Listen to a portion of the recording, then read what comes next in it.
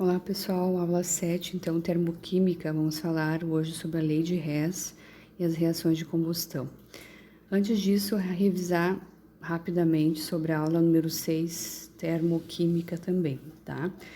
Então, primeiro a gente tem os fenômenos quanto ao calor envolvido, né, na termoquímica, que podem ser endotérmicos ou exotérmicos, absorção de calor ou endotérmico, liberação de calor para o ambiente, os exotérmicos. Aqui nos slides, pessoal, vocês vão ver o nome do professor Agamenon, que é um professor que tem um material disponível para outros professores utilizarem em sala de aula ou também em aula à distância, tá? Então, o nome dele sempre vai aparecer ali embaixo. Também nós temos, né, no que nós vimos na aula anterior, sobre a entalpia. Toda espécie química possui uma energia que, quando medida a pressão constante, é chamada de entalpia. Então, nós vamos calcular a variação de entalpia, né? Assim como vocês fazem na física. O calor envolvido do sistema dentro de uma transformação química, tá? Então, é a entalpia final menos a inicial, a variação de ΔH, variação de entalpia. Os processos exotérmicos, né? Sempre nós vamos ter o ΔH menor que zero, ali, né? Tá descrito bem colocado o ΔH em verde, né? E dos reagentes para os produtos. Nos endotérmicos, nós vamos ter o ΔH maior que zero, o processo contrário, né? Dos reagentes para os produtos de baixo para cima, quanto ao caminho de reação. Então, quanto à representação da entalpia, a exotérmica e a endotérmica. Então, nós vamos ter para a exotérmica sempre negativa, né, na equação final, e na endotérmica sempre positiva na equação final. Vou fazer um exercício aqui. Ao se sair molhado em local aberto, mesmo em dias quentes, sente-se uma sensação de frio. Esse fenômeno está relacionado com a evaporação da água, que no caso está em contato com o corpo humano. Essa sensação de frio explica-se corretamente pelo fato de que a evaporação da água, processo exotérmico, excede calor ao corpo, endotérmico retira calor do corpo, exotérmico excede calor, exotérmico retira calor, ou aqui o atérmico e não troca calor com o corpo. Então aqui, pessoal, também tem referência ali para vocês não se confundirem da página em relação à apostila que ele utiliza, tá? Então, também se considerem ali. Então, aqui, como foi citado lá na aula 6, a gente sabe quando a gente sente a sensação de frio, que a gente coloca o álcool líquido na pele, por exemplo, o etanol, né? O álcool etílico na pele e sopra, a gente tem a sensação de frio, porque ele é muito volátil e o corpo vai absorver esse calor, né? Vai resfriar, vai dar a sensação de frescor. A mesma coisa acontece aqui, tá? Por isso que é um processo, de novo, endotérmico, porque retira calor do corpo.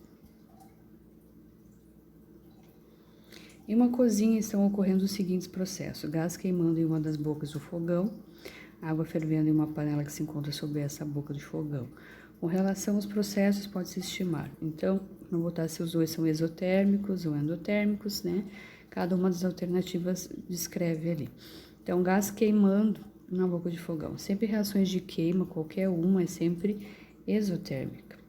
E a água fervendo em uma panela que se encontra sobre essa boca de fogão. Então, um primeiro vai ser exotérmico e o segundo endotérmico. Então, a água fervendo, essa panela se encontra, né, sobre essa boca de fogão, porque vai absorver energia dessa panela, tá? Para a água ferver.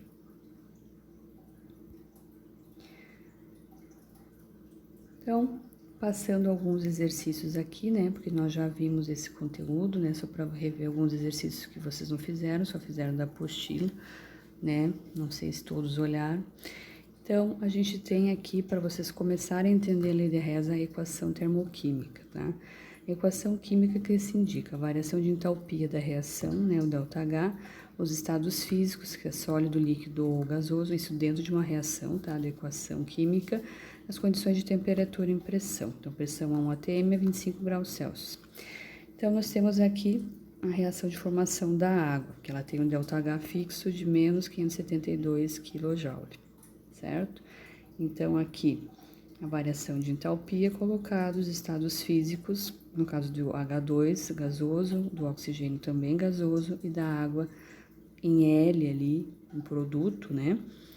Que é a forma mais comum com que a água se encontra. Então, é sempre o estado mais comum que a substância se encontra. No caso, o oxigênio sempre na forma gasosa, quanto ao estado físico, né, claro. O hidrogênio também no estado gasoso e a água, seu estado normal, é, no caso, líquida. Equação termoquímica que influi na entalpia da reação. Então, a quantidade das espécies, tá? Então, aqui a quantidade em mol. Então, aqui tem que ter um vazamento sobre o conhecimento, ou lembrar do ano passado, quanto ao balanceamento das equações químicas, das reações químicas, tá? Então, esse número em branco que aparece ali, a quantidade de espécies, por exemplo, é a quantidade em mol que tem para cada substância colocada, tanto nos reagentes quanto nos produtos, tá? Então, 1 mol de gás hidrogênio para meio, né, que vai entrar dentro dessa ecometria da reação ali depois, da equação ali depois, também vai se igualar em relação ao balanceamento, número de móis ou número de átomos em relação à quantidade de oxigênio e também em relação ao produto do primeiro que eu estou me referindo ali, que é a água, que é o 1, tá? Depois tem a outra reação, tá, que também poderia ser colocada ali, que nós vamos ter um outro tipo, né, de equação química que pode ser ajustada para a água também, que vai ser balanceada também, tá? Então, 2 móis de água, de gás hidrogênio, 1 de O2, quando tem um, geralmente não aparece, né? E ali também não foi colocado, só foi colocado 1 lá na água, lá na equação primeira lá em cima, e 2 de água líquida, tá? Então, a quantidade das espécies químicas é esse númerozinho que aparece na frente, é o coeficiente da equação para cada substância envolvida na reação, reagentes e produtos para cada uma das substâncias. Estado alotrópico, então, é o estado químico mais comum que nós temos em relação a uma substância simples, tá? Então, por exemplo, o estado alotrópico mais comum para o carbono é o carbono grafite. Nós temos o carbono grafite, o carbono diamante, o carbono fulereno, o grafeno.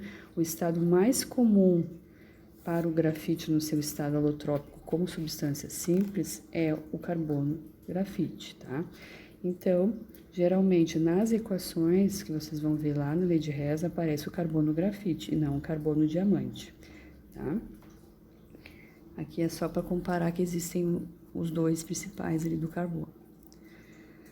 Equação termoquímica influencia na entalpia das reações, o estado físico dos reagentes e dos produtos. Então, como eu já falei ali, sólido, líquido ou vapor, que estão destacados em relação à água ali no slide, tá?